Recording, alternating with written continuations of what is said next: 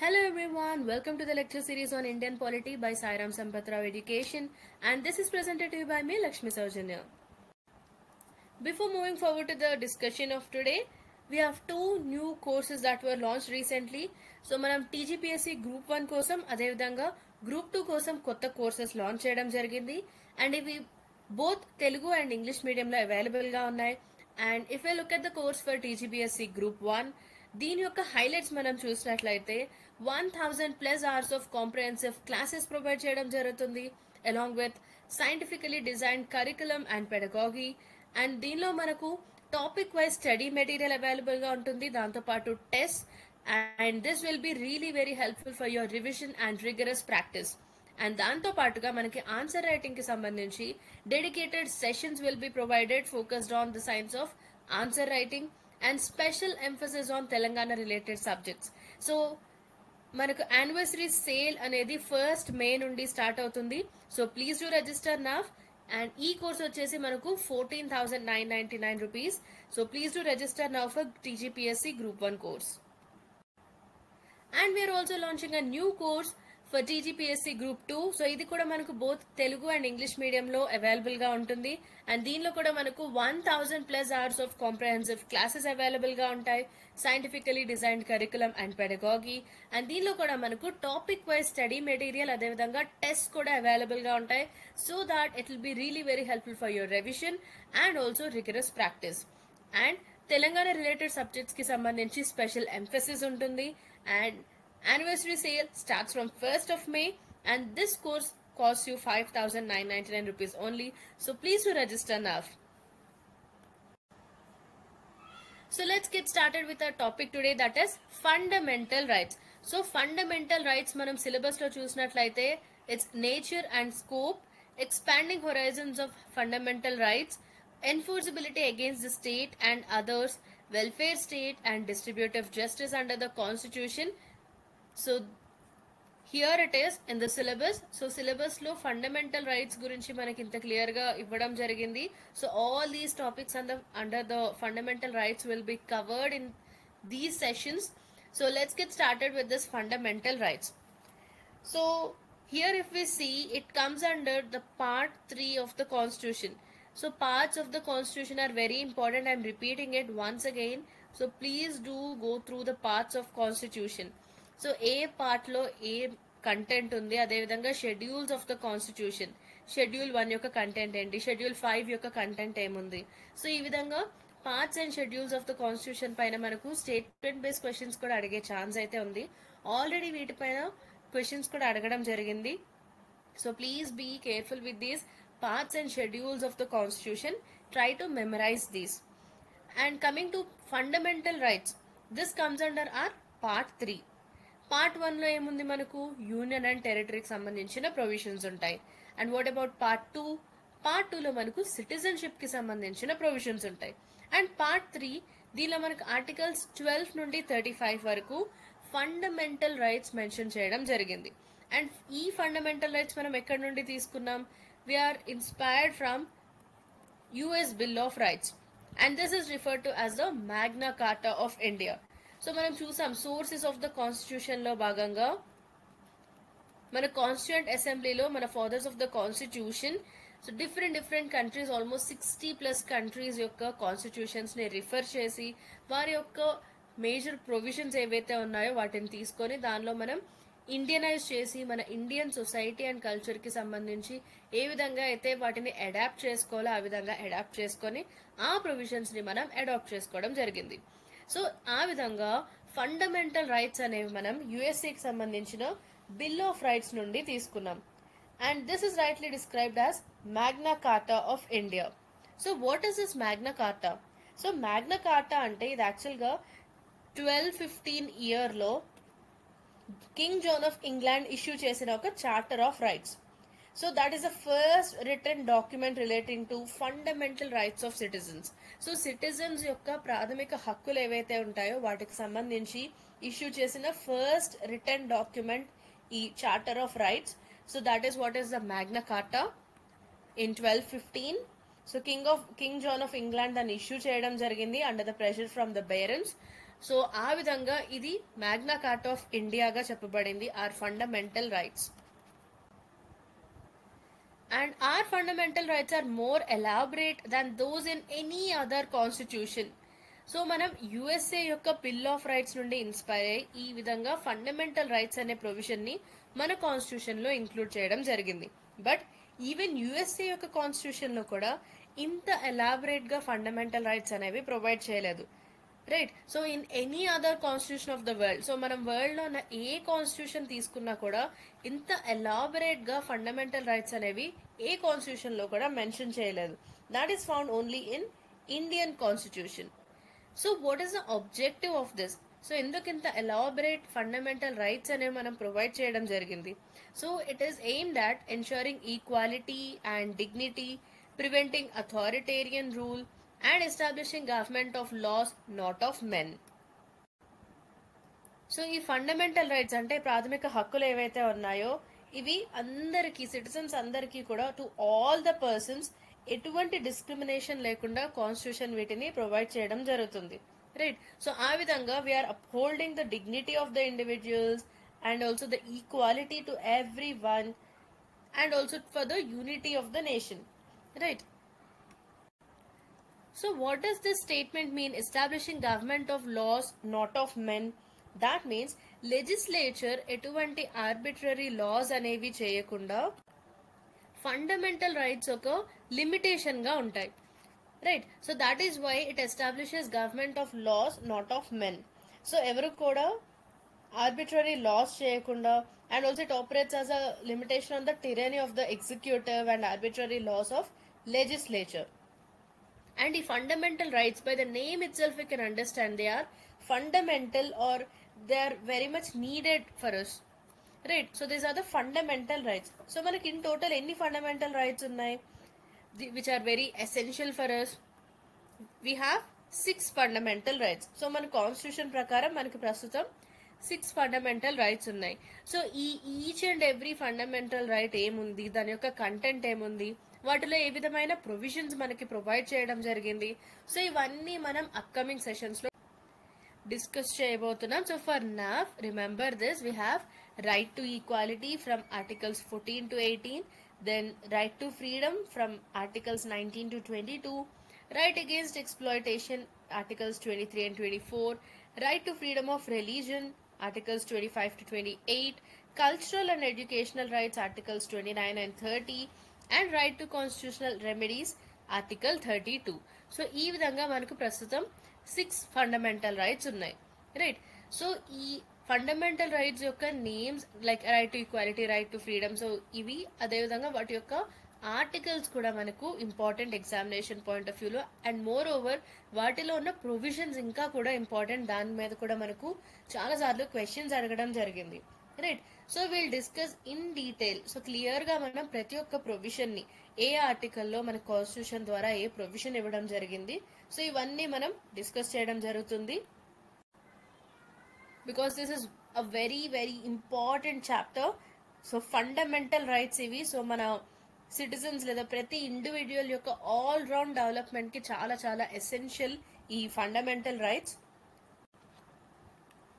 So what is the purpose of fundamental rights? So ఎందుకు ఈ fundamental rights ఉన్నాయి, వాటి యొక్క పర్పస్ ఏంటంటే to uphold individual Liberty. So మనం ఆల్రెడీ ప్రియాంబుల్ కి సంబంధించిన కొన్ని టర్మినాలజీస్ డిస్కస్ చేసాం. So hope you have watch that session. So if you have missed it, please do go through that. So మనం ప్రియాంబుల్ లో క్లియర్ గా Liberty అనే term use చేయడం జరిగింది. Hope you remember this. Liberty of thought, expression, belief, faith and worship. So ఈ విధమైన terminology use చేయడం జరిగింది మన ప్రియాంబుల్ లో.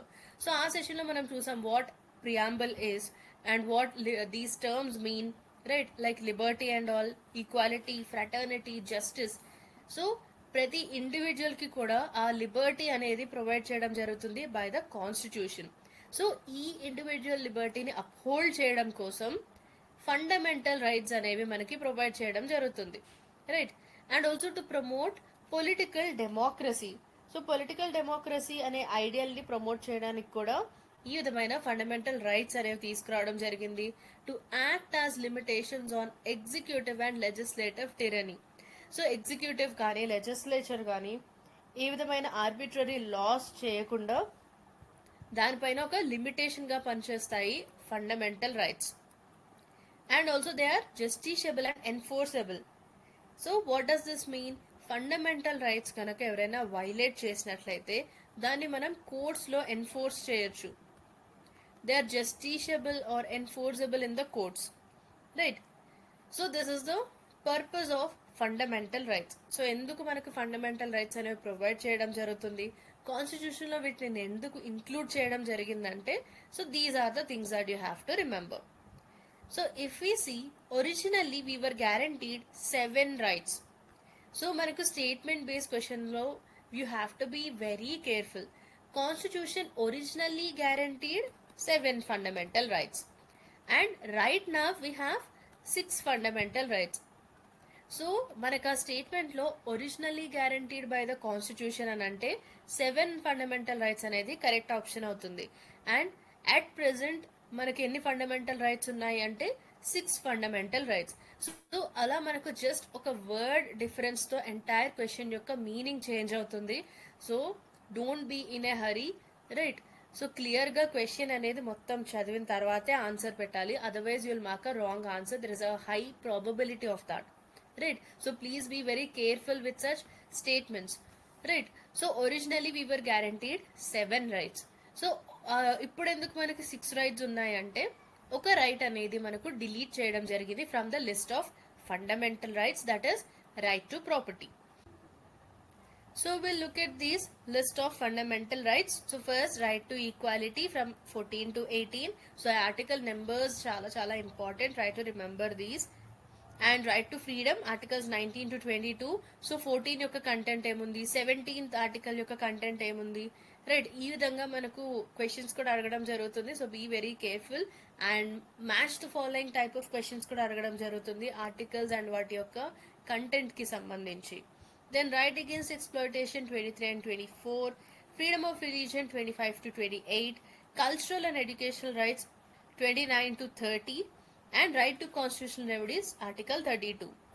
ఈ ఆర్టికల్ 31 ఏదైతే ఉందో రైట్ టు ప్రాపర్టీకి సంబంధించి దీన్ని 1978 లో రిమూవ్ చేయడం జరిగింది.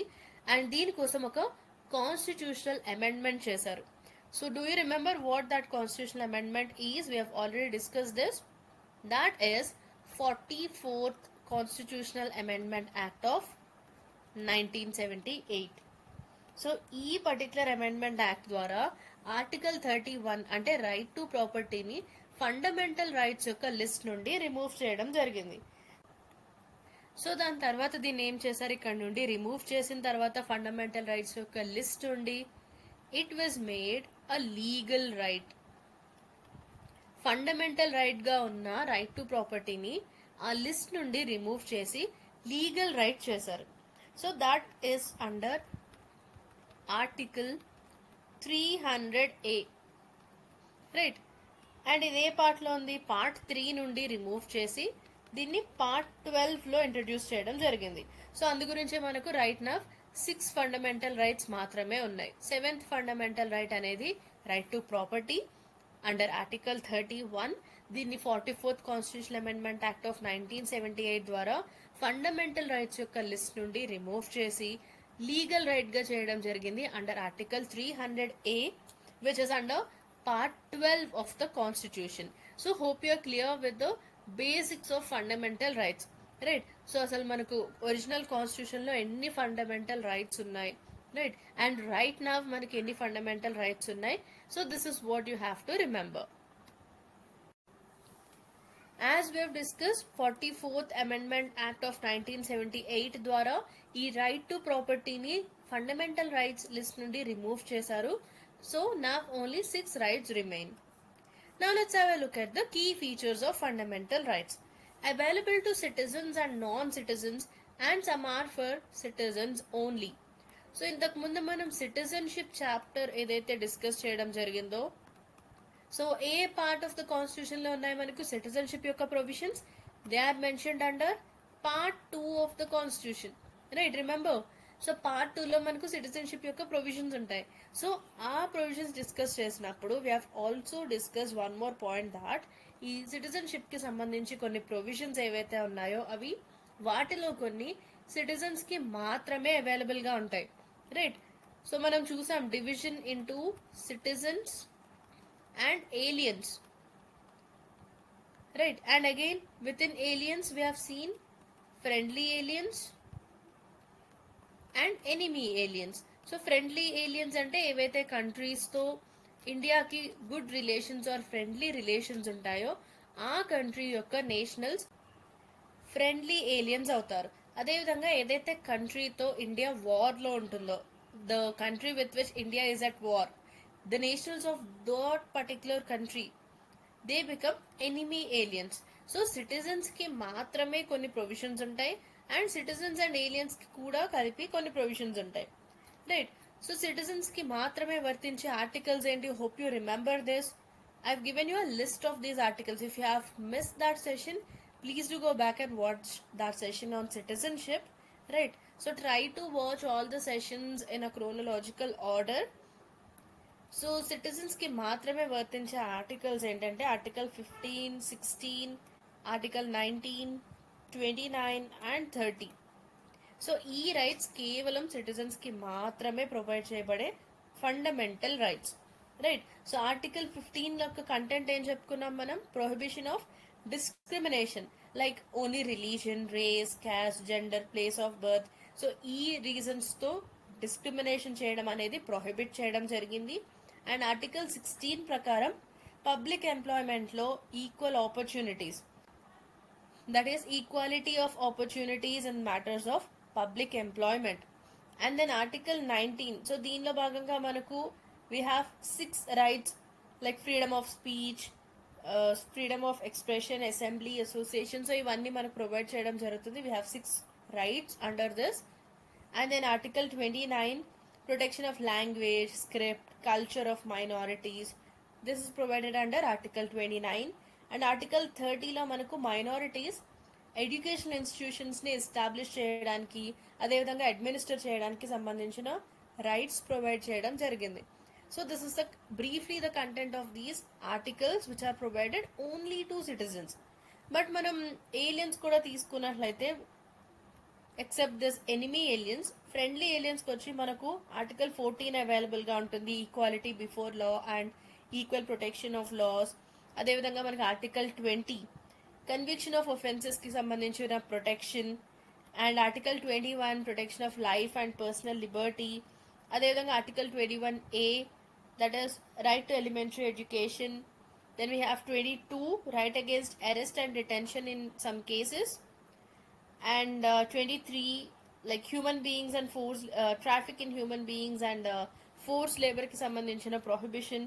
Then article 24 factories లాంటి వాటిలో employment of children ni prohibit చేయడం జరుగుతుంది.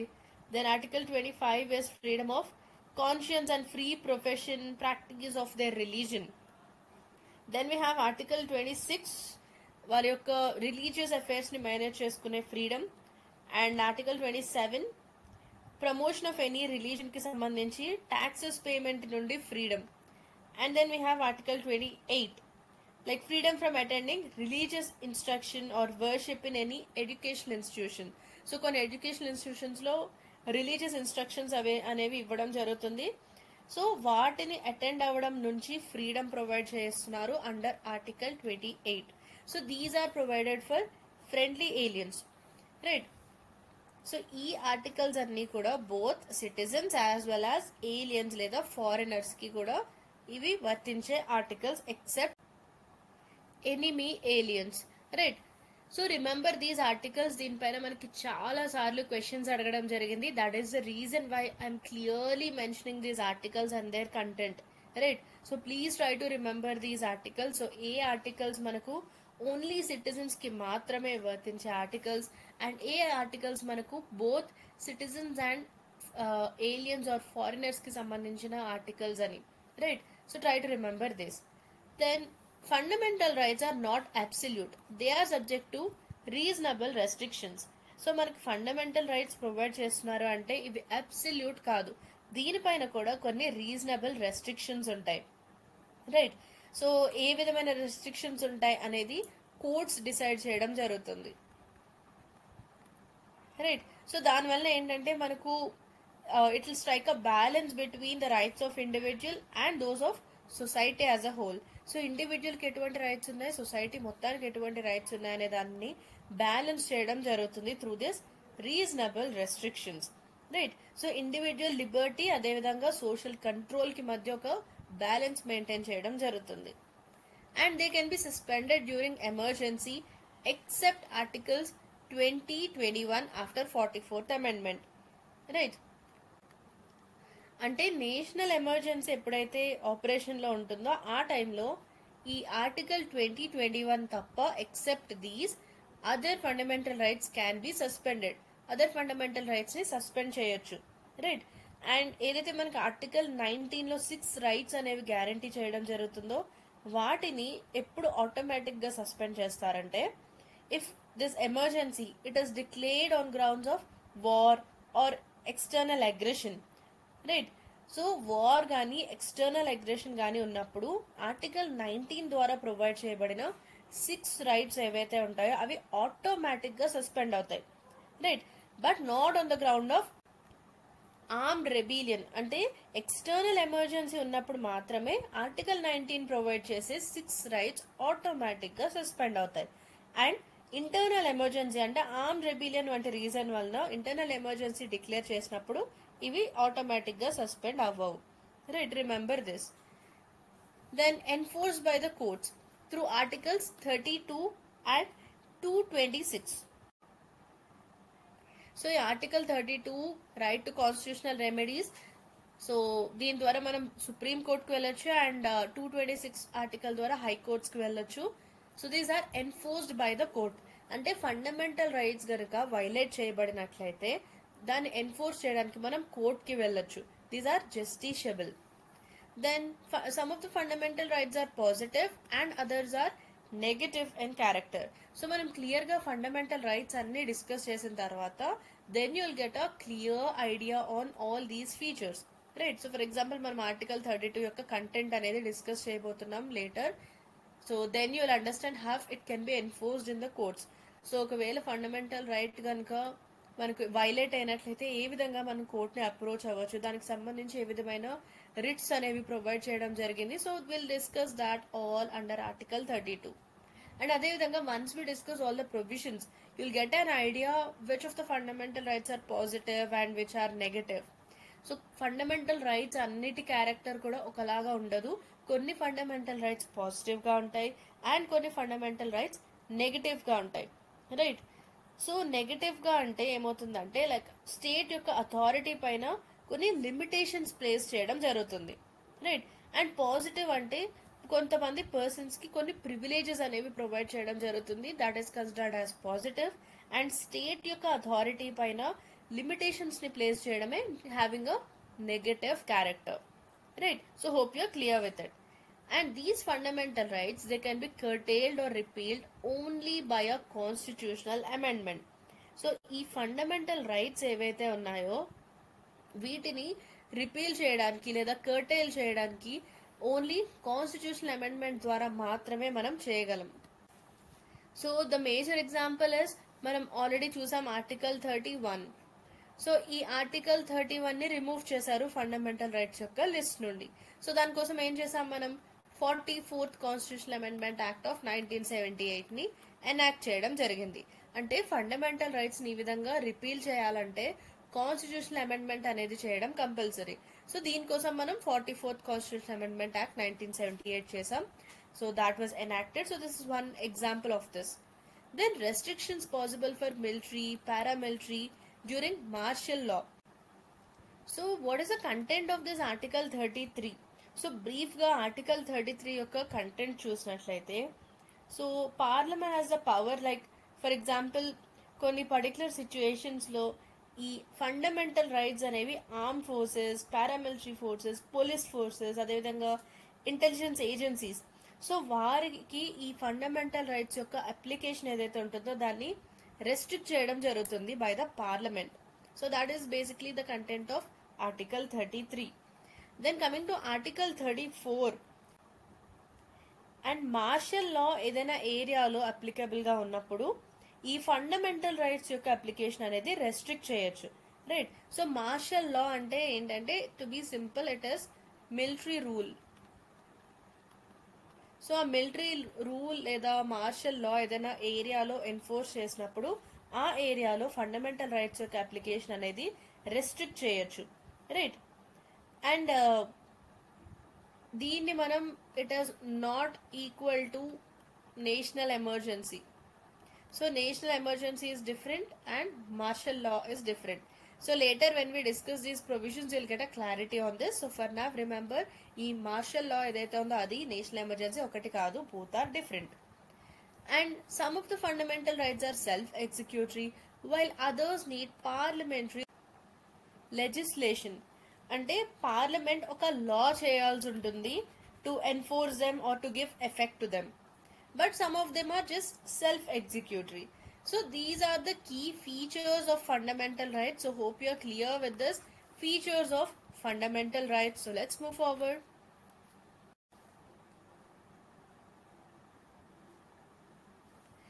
Then comes our Article 12, definition of state. So ఈ ఆర్టికల్ 12 లో ఏముందంటే, మన ఎంటైర్ పార్ట్ 3 లో ఉన్న ఆర్టికల్స్ లో we often use a term called state. అంటే పార్ట్ 3 లోని డిఫరెంట్ ప్రొవిజన్స్ లో మనం స్టేట్ అనే వర్డ్ యూజ్ చేయడం జరుగుతుంది.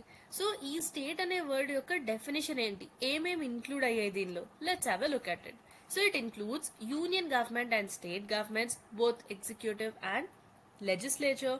Then we have local authorities like మన municipalities, panchayats, etc. and LIC, ONGs and SAIL లాంటి statutory bodies and non-statutory authorities performing public functions, right. So ఇవన్నీ కూడా మనకు స్టేట్ డెఫినేషన్ కిందకు వస్తాయి according to article 12. And even a private body can be considered state if it performs a public function. So కొన్ని private bodies కూడా public functions అనేవి perform చేయడం జరుగుతుంది. సో అటువంటి ప్రైవేట్ బాడీస్ కూడా ఈ స్టేట్ అనే డెఫినేషన్ కిందకు వస్తాయి, right. So that is what is our article 12.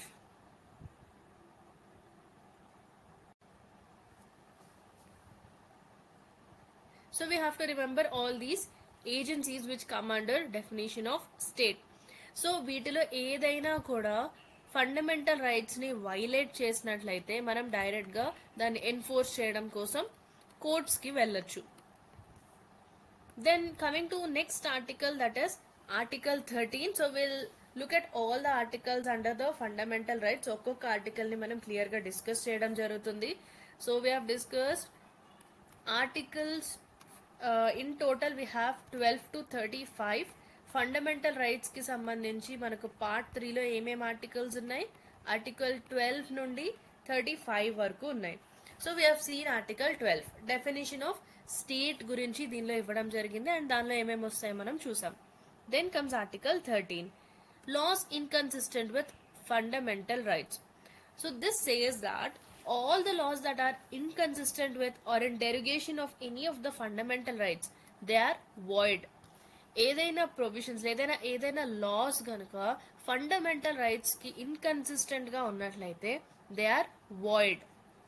And there is doctrine of judicial review, it originates here.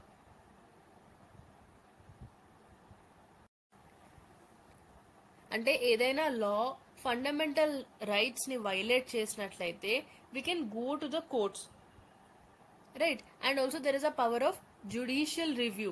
So ఈ judicial review power ఎవరికి ఉంది, సుప్రీం కోర్ట్ అండర్ ఆర్టికల్ 32, అదే విధంగా on the high courts under article 226. So this is for supreme court and this is for the high courts, right.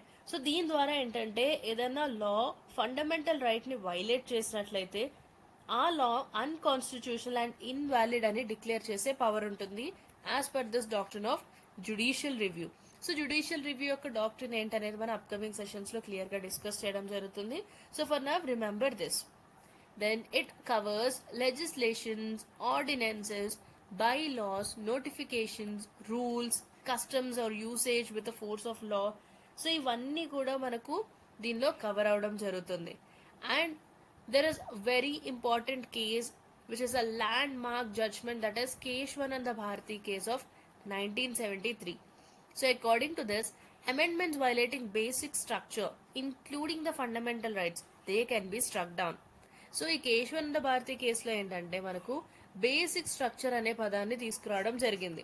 So will discuss about the basic structure. అదేవిధంగా upcoming chapters లో clear గా మనం ఈ basic structure లో ఎటువంటి features ఉంటాయి, ఇది ఎక్కడి నుండి ఆరిజినేట్ అయింది, ఇవన్నీ డిస్కస్ చేయడం జరుగుతుంది.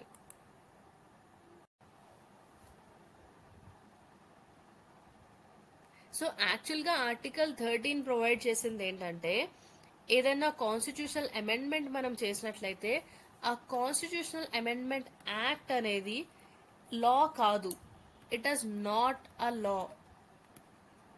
సో అది లా కాదు కాబట్టి దాన్ని మనం ఛాలెంజ్ చెయ్యలేము అని చెప్పడం జరిగింది. But in this Kesavananda Bharati case of 1973 supreme court ఏమందంటే కాన్స్టిట్యూషనల్ అమెండ్మెంట్ కూడా ఇన్ కేస్ ఫండమెంటల్ రైట్స్ ని వైలేట్ చేసినట్లయితే that forms a basic structure of the constitution, దాన్ని మనం అన్కాన్స్టిట్యూషనల్ అండ్ వాయిడ్ అని డిక్లేర్ చేయొచ్చు అని చెప్పడం జరిగింది. So remember this. So here you can see the overview table of the fundamental rights. So here you can see all the fundamental rights. So మనకున్న ప్రాథమిక హక్కులన్నీ కూడా ఆ లిస్ట్ ఇక్కడ చూడొచ్చు. So the category like right to equality, right to freedom, so ఇవి ఏ articles ద్వారా provide చేయడం జరిగింది అండ్ దాని యొక్క డిస్క్రిప్షన్. సో మన article 14-18 right to equality, so దీనిలో భాగంగా మనకు legal equality, no discrimination, untouchability, abolition అనేవి ఉన్నాయి. సో మనం క్లియర్ గా ఈచ్ అండ్ ఎవ్రీ ఆర్టికల్ అనేది డిస్కస్ చేయడం జరుగుతుంది, don't worry about that. Then right to freedom 19-22, దీనిలో మనకి 6 ఫ్రీడమ్స్ ఉంటాయి, దాంతో పాటుగా protection of life, liberty, arrest, safeguards ఇవన్నీ ప్రొవైడ్ చేశారు. And right against exploitation 23-24, it prohibits trafficking, forced labor and child labor. And religion, right to religion from 25-28, దీనిలో మనకు religious freedom, అదేవిధంగా no religious taxes. So in brief this is what is the description of these articles. And right to cultural and educational rights 29-30, so this protects minority rights and institutions. And right to constitutional remedies under Article 32, that means for the enforcement of these fundamental rights, వీటి యొక్క enforcement కోసం మనం direct గా supreme court వెళ్ళొచ్చు. So దీనికి సంబంధించి మనం writs కొన్ని డిస్కస్ చేయడం జరుగుతుంది. So you have to remember those writs also. Writs పైన చాలాసార్లు కూడా మనకు క్వశ్చన్స్ అడగడం జరిగింది, రైట్. అండ్ ఇది కూడా మనం ఆల్రెడీ డిస్కస్ చేసాం, rights for foreigners versus citizens. So articles 15, 16, 19, 29 and 30 ఇవి కేవలం మన సిటిజన్స్ కి మాత్రమే అవైలబుల్ గా ఉన్న rights. And rights available to all including foreigners except enemy aliens. So అవి ఆర్టికల్స్ 14, 20, 21, 21A అండ్ 22-28. సో ఆల్రెడీ వీటి గురించి మనం క్లియర్ గా డిస్కస్ చేసాం. So here is a next article, article 14. So దీనిలో మనకు రైట్ టు ఈక్వాలిటీ ప్రొవైడ్ చేయడం జరిగింది. So it ensures equality before law and equal protection of laws, right. So this is available to all the persons including legal persons. And ఈ concept మనం ఎక్కడి నుంచి తీసుకున్నామంటే from Britain, that is equality before law and equal protection of laws from America. So this is important. So ఇక్కడ మనకు right to ఈక్వాలిటీలో equality before law, అదేవిధంగా equal protection of laws అనే 2 కాన్సెప్ట్స్ ఉన్నాయి. ఈ ఈక్వాలిటీ బిఫోర్ లా అనే concept మనం Britain నుంచి తీసుకున్నాం and equal protection of laws అనే కాన్సెప్ట్ ని మనం యుఎస్ఏ నుండి తీసుకోవడం జరిగింది. So what does this mean equality before law? It means a person కి కూడా స్పెషల్ ప్రివిలేజెస్ అనేవి ప్రొవైడ్ చేయకూడదు, absence of special privileges. And equal subjection of all persons to the ordinary law of the land. And also no person is above the law. Rich అయినా, poor అయినా, official అయినా ఎవరు కూడా nobody is above the law. Then what about the second concept of equal protection of laws? So equal protection of laws ante equality of treatment under equal circumstances, right? So same circumstances lo same treatment అనేది provide చేయడం జరుగుతుంది. And similar application of same laws to all persons who are similarly situated.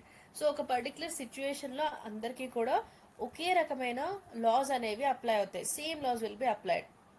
And also like should be treated alike without any discrimination.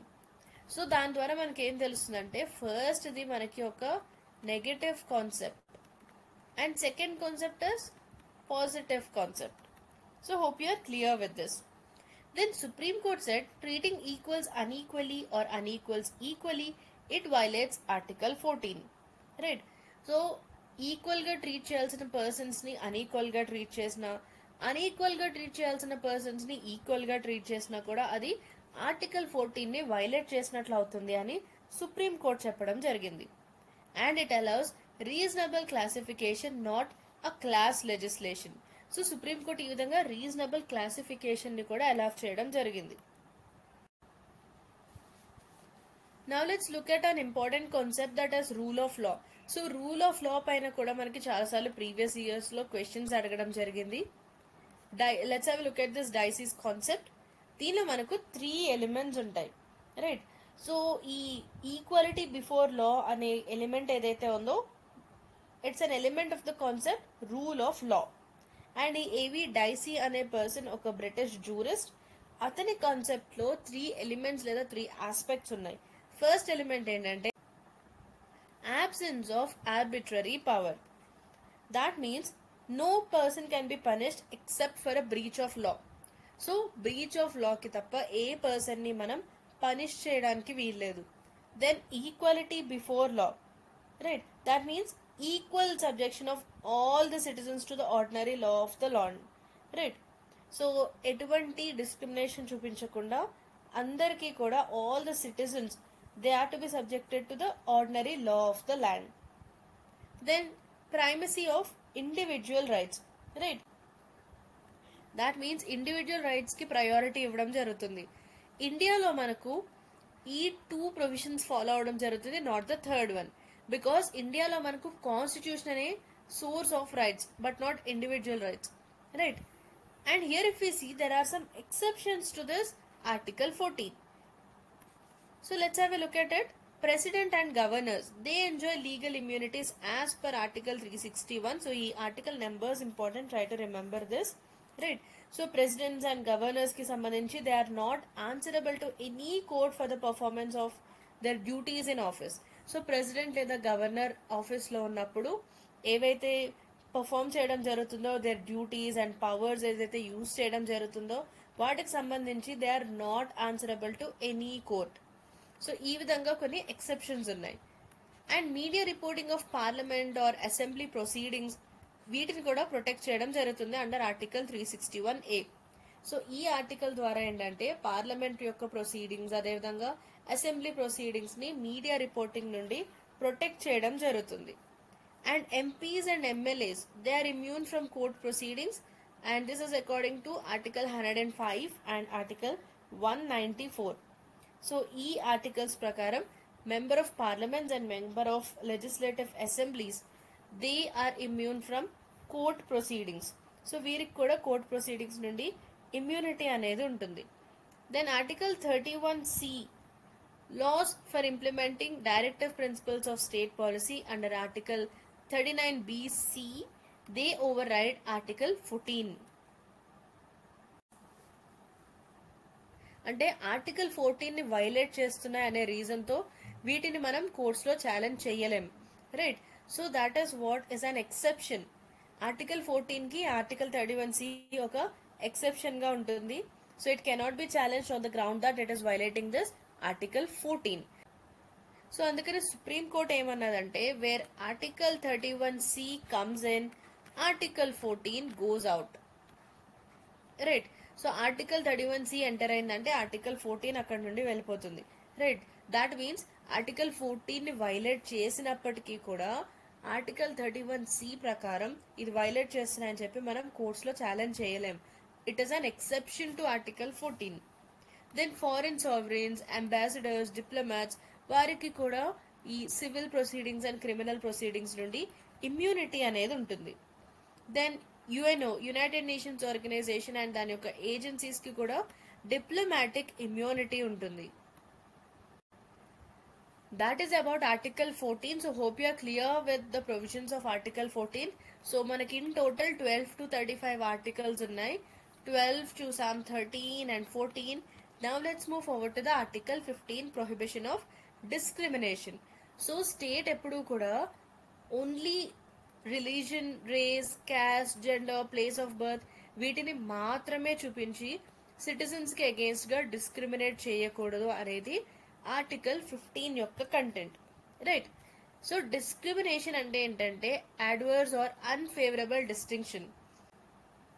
Let's have a look at the applicability. It covers access to shops, public restaurants, hotels, places of public entertainment, public tanks, roads, ghats funded or maintained by the state. So ఇది state కి అదే విధంగా private individuals కి కూడా apply అవుతుంది in case of public access. Though general discrimination rule applies to state only. So general discrimination అయితే ఇది కేవలం స్టేట్ కి అగేన్స్ట్ గా మాత్రమే అప్లై అవుతుంది. But in case of public access కి సంబంధించి అయితే ఇది స్టేట్ అండ్ ప్రైవేట్ ఇండివిజువల్స్ కి కూడా అప్లై అవుతుంది. And here you have to observe one important thing, grounds only of these. అంటే ఓన్లీ ఈ గ్రౌండ్స్ పైన డిస్క్రిమినేషన్ అనేది ప్రొహిబిట్ చేయడం జరుగుతుంది. That means other grounds are not prohibited. Some other grounds are not prohibited, only these grounds are prohibited. Remember this, right. And కొన్ని cases లో మనం చూస్తాం వెల్స్ లేదా బేతింగ్ ఘాట్స్, ట్యాంక్స్ వీటికి కూడా యాక్సెస్ అనేది ఇవ్వకుండా చేయడం జరుగుతుంది. So that violates this article 15, right. So ఆ విధంగా పబ్లిక్ యాక్సెస్ ఏదైతే ఉంటుందో దానికి భంగం కలిగించినప్పుడు స్టేట్ తో పాటుగా ప్రైవేట్ ఇండివిజువల్స్ కి అగేన్స్ట్ గా కూడా ఈ ఆర్టికల్ 15 అనేది అప్లై అవుతుంది. Just remember these things. Then there are some exceptions to article 15. So ఈ ఆర్టికల్ 15 ఏదైతే ఉందో దీనికి కొన్ని కాన్స్టిట్యూషనల్ ఎక్సెప్షన్స్ కూడా ఉన్నాయి. First is special provisions for women and children. So ladies కి సంబంధించి అదేవిధంగా చిల్డ్రన్ కి సంబంధించి కొన్ని స్పెషల్ ప్రొవిజన్స్ అనేవి కూడా ప్రొవైడ్ చేయడం జరిగింది. So for example women's reservation in local bodies and free education for children. So women కి సంబంధించి చూసినట్లయితే లోకల్ బాడీస్ లో సీట్ రిజర్వేషన్ అనేది ఉంటుంది విమెన్ కి. అదేవిధంగా చిల్డ్రన్ కి సంబంధించినట్లయితే free education for children. So ఈ విధంగా ఈ రెండు కేటగిరీస్ కి కూడా స్పెషల్ ప్రొవిజన్స్ అనేవి ప్రొవైడ్ చేశారు. So that is one of the exception to article 15. Then special provisions for scheduled caste and scheduled tribes, ఎస్సీస్ and STs, and also socially and educationally backward classes, that is SC, BCs. So వీరికి కూడా special provisions అనేవి provide చేయడం జరిగింది. Example is fee concessions, అదేవిధంగా public educational institutions లో reservation provide చేయడం, ఈ విధమైన స్పెషల్ ప్రొవిజన్స్ అనేవి చేయడం జరిగింది. And special provisions in admission including private unaided institutions except minorities. So minorities కాకుండా ప్రైవేట్ అన్ఎయిడెడ్ ఇన్స్టిట్యూషన్స్ లో ఈ విధంగా స్పెషల్ ప్రొవిజన్స్ కూడా అడ్మిషన్ కి సంబంధించినవి ప్రొవైడ్ చేయడం జరుగుతుంది ఫర్ ఎస్సీస్, STs and OBCs. Then we have one important provision, that is this is inserted by 93rd Amendment Act of 2005. Remember this.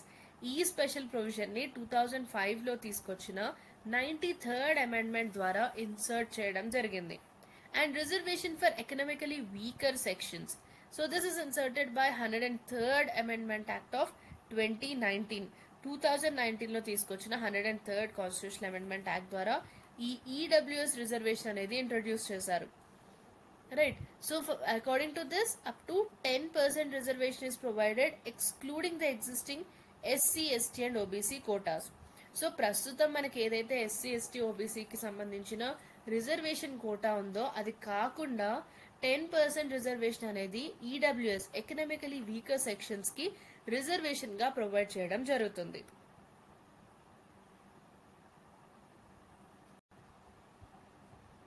So ఇది ఎవరికి వర్తిస్తుందంటే those persons belonging to EWS who are not covered under any of the existing schemes for reservations for SC, ST, OBCs. So already మనకి SC, ST, OBCs కి సంబంధించి కొన్ని schemes and reservations ఉన్నాయి.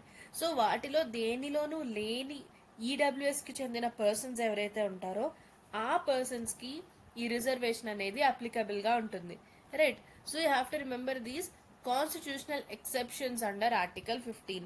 So ఇవన్నీ కూడా ఆర్టికల్ 15 కి సంబంధించిన constitutional exceptions. Then reservation of OBCs, other backward classes in educational institutions. So దీన్ని మనం 93rd అమెండ్మెంట్ యాక్ట్ ఆఫ్ 2005 ద్వారా ఎనేబుల్ చేయడం జరిగింది. And this is implemented by central educational institutions act of 2006 for reservation in admission. And central institutions అంటే మనకు IITs, IIMs ఉంటాయి కదా, ఇలాంటి సెంట్రల్ ఇన్స్టిట్యూషన్స్లో ఓబీసీస్కి 27% కోటా అనేది ఉంటుంది. And supreme court upheld the law in 2008 but excluded the creamy layer. 2008లో supreme court ఈ reservation ని అప్హోల్డ్ చేయడం జరిగింది, బట్ క్రీమీ లేయర్ ఏదైతే ఉంటుందో వారిని ఎక్స్క్లూడ్ చేయడం జరిగింది. అంటే ఓబీసీస్ కి సంబంధించి ఎవరైతే ఎకనామికల్ గా based on the income, they have classified as creamy layer and non-creamy layer. So this OBC creamy layer, they are excluded from the quota. So creamy layer అని ఒక పర్టికులర్ ఇయర్ కి ఇంత income ఉన్న వాళ్ళు అని చెప్పి they are considered as creamy layer. ఈ creamy layer కి కోటా అనేది వర్తించదు.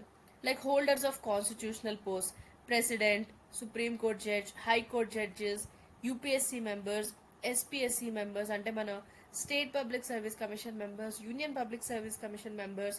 సో వీరికి ఇటువంటి కాన్స్టిట్యూషనల్ పోస్ట్ యొక్క holders they become creamy layer. అదేవిధంగా గ్రూప్ ఏబి ఆఫీసర్స్, సెంట్రల్ సర్వీసెస్లో, స్టేట్ సర్వీసెస్లో ఉన్న group A B officers, public sector undertakings, PSUs, banks, universities and officers rank colonel and above in arm forces. Arm forces కి సంబంధించి colonel rank, అదేవిధంగా అంతకంటే ఎక్కువ rank ఉన్న persons, and doctors, lawyers, authors, consultants వంటి professionals, traders, industrialist and those holding high value property or agricultural land. So వీరందరూ కూడా OBC యొక్క క్రీమీ లేయర్ కిందకి వస్తారు. అండ్ దీనికి సంబంధించిన ఇన్కమ్ థ్రెషోల్డ్స్ ఇవి. సో ఫస్ట్ లో మనకు 1993లో ఇది 1 lakh ఉండేది. సో లేటర్ 2004 వచ్చేసరికి ఇది 2.5 lakh అయింది. 2008 వచ్చేసరికి 4.5 lakh అయింది. So in that way they have been reforming this income threshold, దాన్ని చేంజ్ చేస్తూ రావడం జరిగింది. So just remember that based on the income threshold they're considered as creamy layer or non-creamy layer. So ఈ exact figures అనేవి మనకు అంత important కాదు examination point of view. No need to remember this. So just remember that income base చేసుకొని OBCs లో కూడా creamy layer and non creamy layer అని distinguish చేయడం జరుగుతుంది. అండ్ క్రీమీ లేయర్ కి ఈ కోటా అనేది వర్తించదు. They are excluded from the reservation quota of OBCs. And non creamy layer కి సంబంధించి ఈ రిజర్వేషన్ అనేది వర్తిస్తుంది. Remember this. Then reservation for EWS in educational institutions. So దీన్ని 103rd అమెండ్మెంట్ యాక్ట్ 2019 ద్వారా ఇంట్రడ్యూస్ చేయడం జరిగింది. And we have seen regarding this 10% reservation for EWS. And దీని యొక్క ఎలిజిబిలిటీ చూసినట్లయితే family income per year 8 lakhs కంటే బిలో ఉండాలి from all the sources. And must not own any of the following. ఆ person కి 5 acres of agricultural land కంటే ఎక్కువ, లేదా more than 1000 square feet residential flat, more than 100 square yards urban plot in municipalities, and more than 200 square yards of non municipal area plot ఇవేవి ఉండకూడదు. And all property holdings in different locations are considered. So వేరే వేరే locations లో ఉన్న property holdings అన్నింటినీ కూడా కలిపి consider చేయడం జరుగుతుంది ఈ ఈడబ్ల్యూఎస్ ఎలిజిబిలిటీ కోసం. So remember these criteria. So try to go through this criteria that is provided as part of eligibility for EWS. So దీనిలో మనకు ఫ్యామిలీ అనే టర్మ్ లో ఏమేమి ఇంక్లూడ్ అవుతాయంటే అప్లికెంట్ యొక్క parents, less than 18 years age ఉన్న siblings, and spouse and children who are less than 18 years of age. So వీరందరినీ కూడా ఫ్యామిలీగా కన్సిడర్ చేయడం జరుగుతుంది. So that is about article 15. So hope you are clear with this. Let's move forward to next article, that is article 16. So article 16 it is regarding equality in public employment. అంటే public employment or office కి సంబంధించి citizens అందరికీ కూడా equal opportunity అనేది provide చేయడం జరుగుతుంది. Right. So this cannot be denied based on religion, race, caste, gender, descent, place of birth or residence. So వీటిని base చేసుకొని ఈ విధమైన ఆపర్చునిటీని డినై చేయడానికి వీల్లేదు, రైట్. అండ్ దీనికి కూడా కొన్ని కాన్స్టిట్యూషనల్ ఎక్సెప్షన్స్ ఉన్నాయి for article 16. So let's have a look at those exceptions. First one is residence requirement. Parliament కొన్ని రకాల ఎంప్లాయ్మెంట్ కి సంబంధించి కొన్ని స్టేట్స్ లో రెసిడెన్స్ ఉండాలి అనే కండిషన్స్ పెట్టే ఛాన్స్ ఉంది, రైట్. సో పార్లమెంట్ ఆ విధంగా ప్రిస్క్రైబ్ చేయొచ్చు. సో కరెంట్లీ ఇది కేవలం ఆంధ్రప్రదేశ్ అండ్ తెలంగాణ రాష్ట్రాల్లో మాత్రమే ఇది అప్లికబుల్ గా ఉంది, ఆ రాష్ట్రం యొక్క రెసిడెంట్ అయి ఉండాలి అనే కండిషన్, రైట్.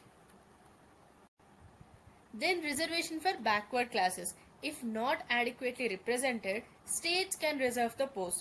సో ఆ పర్టికులర్ క్లాసెస్ కనుక ప్రాపర్గా సరిపడా అడిక్వేట్గా రిప్రజెంట్ చేయబడలేదు అన్నట్లయితే స్టేట్ కొన్ని పోస్ట్ వారి కోసం రిజర్వ్ చేయొచ్చు.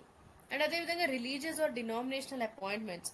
So laws can mandate that office bearers of religious institutions. So కొన్ని రిలీజియస్ ఇన్స్టిట్యూషన్స్లోని ఆఫీస్ బేరర్స్ ఆ పర్టికులర్ రిలీజన్ లేదా డినామినేషన్ కి చెందిన వాళ్ళు అయి ఉండాలి అని లాస్ అనేవి చేయొచ్చు. అండ్ అదేవిధంగా reservation for EWS, economically weaker sections. So వీరి కోసం 10% రిజర్వేషన్ అనేది ప్రొవైడ్ చేయడం జరుగుతుంది in addition to the existing Kotas. Already ఉన్న కోటాకి అడిషనల్ గా ఈ 10% ఈడబ్ల్యూఎస్ రిజర్వేషన్ అనేది ప్రొవైడ్ చేయడం జరుగుతుంది. And this is based on the family income and disadvantage indicators. And దీనిలో భాగంగా ఫ్యామిలీ అంటే ఎవరెవరు వస్తారనేది మనం ఆల్రెడీ డిస్కస్ చేయడం జరిగింది. So these are the 4 exceptions that we have. Article 16 కి సంబంధించి ఈ విధంగా 4 ఎక్సెప్షన్స్ అనేవి ఉన్నాయి, remember this. Then Mandal commission and reservation for OBCs. Second backward classes commission 1979, దీని యొక్క చైర్మన్ బిపి మండల్. సో ఈ కమిషన్ 3743 బ్యాక్వర్డ్ క్యాస్ట్ ని ఐడెంటిఫై చేయడం జరిగింది. దాట్ మీన్స్ ఎస్సీ ఎస్టీ కాకుండా బ్యాక్వర్డ్ క్యాస్ట్ పాపులేషన్ మొత్తంలో ఆల్మోస్ట్ 52% ఉన్నారని చెప్పడం జరిగింది.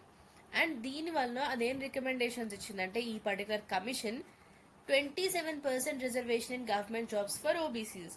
So 52% of the population backward classes ఉన్నారు కాబట్టి జాబ్స్ లో ఎస్పెషలీ గవర్నమెంట్ జాబ్స్ లో ఓబీసీస్ కి 27% రిజర్వేషన్ ఇవ్వాలి అని రికమెండ్ చేయడం జరిగింది.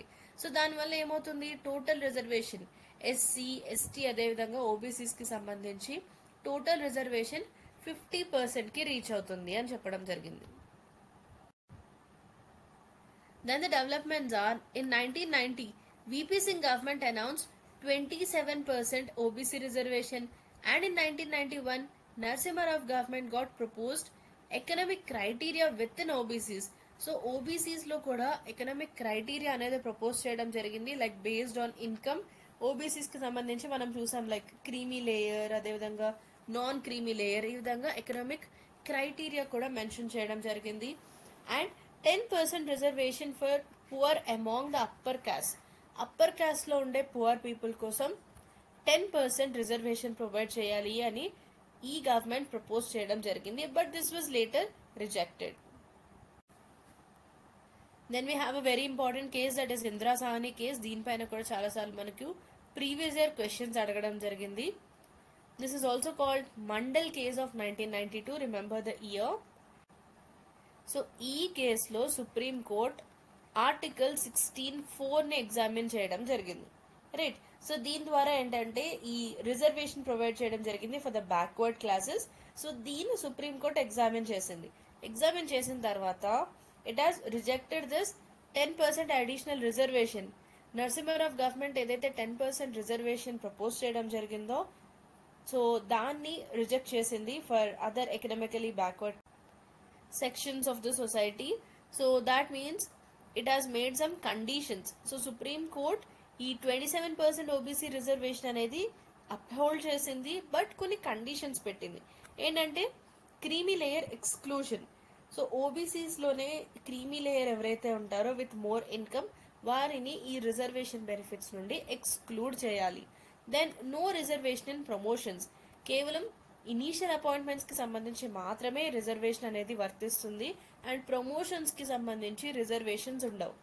And 50% cap on total reservations, and it can B రిలాక్సిబుల్ only in extraordinary cases. Extraordinary కేసెస్లో తప్ప ఎప్పుడు కూడా మనం టోటల్ రిజర్వేషన్ని 50% క్యాప్ అంటే ఈ లిమిట్ని దాటకూడదు. And carry forward rule valid but must respect this 50% limit. So మనకి లాస్ట్ ఇయర్ ఉన్న వేకెన్సీస్ వీటికి మనం క్యారీ ఫార్వర్డ్ రూల్ అనేది యూస్ చేయడం జరుగుతుంది. ఆ క్యారీ ఫార్వర్డ్ రూల్లో కూడా 50% లిమిట్ మాత్రం మనం క్రాస్ అవ్వకూడదు. Then creation of permanent statutory body to examine over inclusion and under inclusion in OBC list.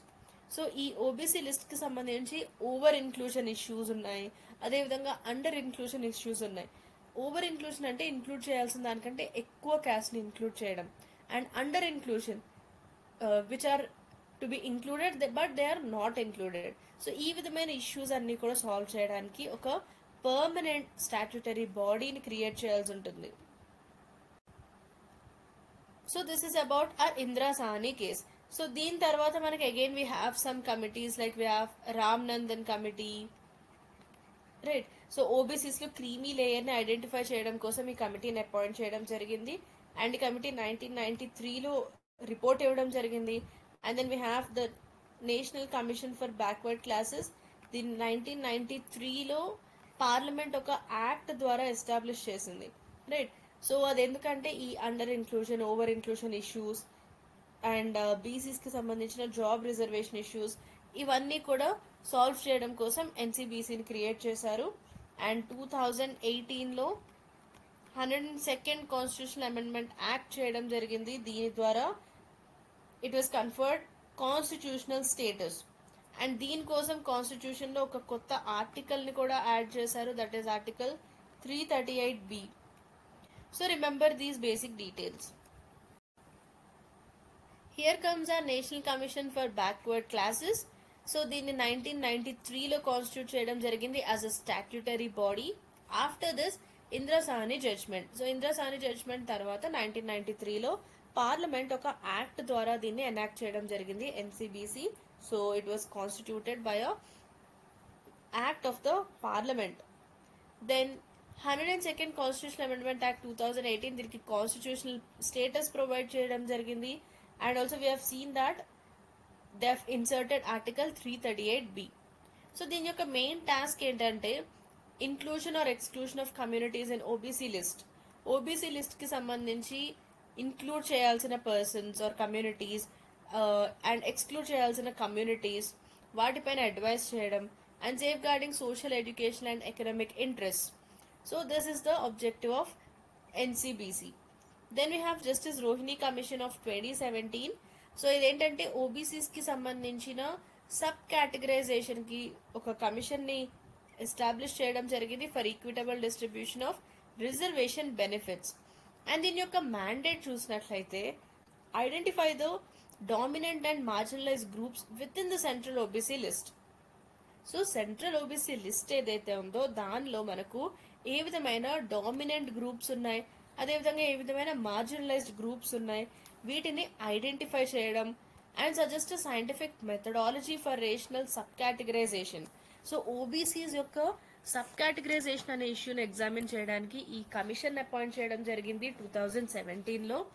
So ఏ విధంగా ఈ సబ్ కేటగరైజేషన్ చేయాలి అనే దానికి ఒక సైంటిఫిక్ మెథడాలజీని సజెస్ట్ చేయడం కూడా దీని యొక్క మ్యాండేట్గా ఉంది ఈ justice Rohini commission of 2017. And ఈ కమిషన్ 2023లో రిపోర్ట్ సబ్మిట్ చేయడం జరిగింది. సో రోహిణి కమిషన్ని అపాయింట్ చేసింది 2017లో అండ్ దీని యొక్క రిపోర్ట్ సబ్మిట్ చేసింది 2023లో. And it suggested a 4-tier division within OBCs to ensure fair access to this 27% reservation. So OBCs కున్న 27% రిజర్వేషన్ కి ఒక ఫెయిర్ యాక్సెస్ ఉండడం కోసం ఓబీసీస్ ని 4-tier డివిజన్ చేయాలి అని సజెస్ట్ చేయడం జరిగింది. సో ఆ విధంగా తన యొక్క రిపోర్ట్ ని జస్టిస్ రోహిణి కమిషన్ 2023లో ప్రెసిడెంట్ కి సబ్మిట్ చేయడం జరిగింది. Now let's have a look at the government response and amendments. So government ఈ రామ్నందన్ కమిటీ ఆఫ్ 1993ని అపాయింట్ చేయడం జరిగింది, that I've already mentioned. So this is actually to identify the creamy layer among OBCs. OBCs లో ఎవరైతే creamy layer people ఉంటారో creamy layer and non-creamy layer, and this is based upon the income, annual income ని base చేసుకొని creamy layer or non creamy layer గా decide చేయడం జరుగుతుంది. So ఆ creamy layer ని ఐడెంటిఫై చేయడం కోసం రామ్ నందన్ కమిటీని అపాయింట్ చేశారు 1993లో. అండ్ ఈ కమిషన్ యొక్క రిపోర్ట్ ఎప్పుడైతే 1993లో సబ్మిట్ చేయడం జరిగిందో, these recommendations were accepted. And then national commission for backward classes in 1993. So దీన్ని పార్లమెంట్ యొక్క లా ద్వారా ఎస్టాబ్లిష్ చేశారు ఫస్ట్ ఇన్ 1993. సో తర్వాత 102nd కాన్స్టిట్యూషన్ అమెండ్మెంట్ యాక్ట్ 2018 ద్వారా ఆర్టికల్ 338(b)ని ఇన్సర్ట్ చేసి ఈ ఎన్సీబీసీని ఒక కాన్స్టిట్యూషనల్ బాడీగా మార్చడం జరిగింది. సో అప్పటి వరకు అది ఒక స్టాట్యూటరీ బాడీ. రైట్, 1993లో దీన్ని కాన్స్టిట్యూట్ చేసినప్పటి నుండి 2018 వరకు ఇది ఒక స్టాట్యూటరీ బాడీగా ఉంది, ఎందుకంటే ఇది పార్లమెంట్ యొక్క లా ద్వారా ఎస్టాబ్లిష్ చేయడం జరిగింది. అండ్ ఇది కాన్స్టిట్యూషనల్ బాడీగా మారింది 2018 నుండి by this 102nd Constitutional Amendment Act. Right, so do remember these details. And there are some more important constitutional amendments. So parts of constitution, schedules of constitution తో పాటుగా కొన్ని important articles ఉంటాయి constitution లో, and దాంతో పాటు we have some important constitutional amendments which are to be memorized from examination point of view. So వాటిలో first మనం చూసినట్లయితే 77th Amendment Act of 1995. This allowed reservation in promotions for SCs, STs. So SC ఎస్టీస్ కి సంబంధించిన promotions లో కూడా reservation అనేది provide చేయడం జరిగింది. బట్ దీనికి రెస్పాన్స్ గా తర్వాత 85th Amendment Act అనేది ఎనాక్ట్ చేశారు 2001లో. This introduced consequential seniority with retrospective effect from 1995. Right, so do remember this. Then 81st Amendment Act of 2000, it allowed backlog vacancies to be filled separately exempt from the 50% cap. So ఇంతకు ముందు provisions లో భాగంగా మనం చూసాం ఈ backlog vacancies ఏవైతే ఉన్నాయో ఇవి వ్యాలిడ్ వేకెన్సీస్, బట్ ఇది 50% రూల్ ని వైలేట్ చేయకూడదు అని. Where did we study this under Indira Sawhney case. So hope you remember this. So Indira Sahni కేసులో భాగంగా మనం చూసాం what they have said. They said that ఈ క్యారీ ఫార్వర్డ్ రూల్ ఏదైతే ఉంటుందో in case of unfilled backlog vacancies అది వ్యాలిడే, బట్ అది 50% రూల్ ని బ్రేక్ చేయకూడదు లేదా వైలేట్ చేయకూడదు అని చెప్పడం జరిగింది. But as per this 81st Amendment Act of 2000 backlog vacancies ని ఫిల్ చేయడం సపరేట్ గా చేయడం జరుగుతుంది. అండ్ ఇది ఈ 50% క్యాప్ ఆర్ లిమిట్ ఏదైతే ఉంటుందో దాని నుండి ఎక్సెంప్ట్ చేయడం జరిగింది. Then 76th Amendment Act of 1994. This has put Tamil Nadu Reservation Act in 9th schedule to protect it from judicial review. So Tamil Nadu ఏం చేసిందంటే 69% కోటా ప్రొవైడ్ చేయడం జరిగింది. సో మనం ఆల్రెడీ చెప్పుకున్నాం ఈ రిజర్వేషన్ అనేది 50% మించకూడదు, it must not cross the mark 50%. But Tamil Nadu reservation act 69% కోటాని ప్రొవైడ్ చేయడం జరిగింది. రైట్, సో దాన్ని జుడిషియల్ రివ్యూ నుండి ప్రొటెక్ట్ చేయడానికి again it was put in 9th schedule of constitution. So దానికోసం ఈ 76th Amendment Act of 1994 enact చేయడం జరిగింది. And we have one more important constitutional amendment, that is 82nd Constitutional Amendment Act of 2000. So దీనిలో ఏంటంటే this is to nullify the ruling regarding the relaxation in qualifying marks and standard of evaluation. So especially promotions లో reservations కి సంబంధించి qualifying marks లో reservation are relaxation, అదేవిధంగా evaluation matters and standards లో కూడా relaxation ని ప్రొవైడ్ చేయడం కోసం ఈ 82nd Constitutional Amendment Act of 2000 తీసుకురావడం జరిగింది. అండ్ దీని ద్వారా ఆర్టికల్ 335 లో ఒక కొత్త ప్రొవిజన్ అనేది యాడ్ చేశారు to make any provision in favor of SCs and STs for reservation or relaxation of this qualifying marks, right?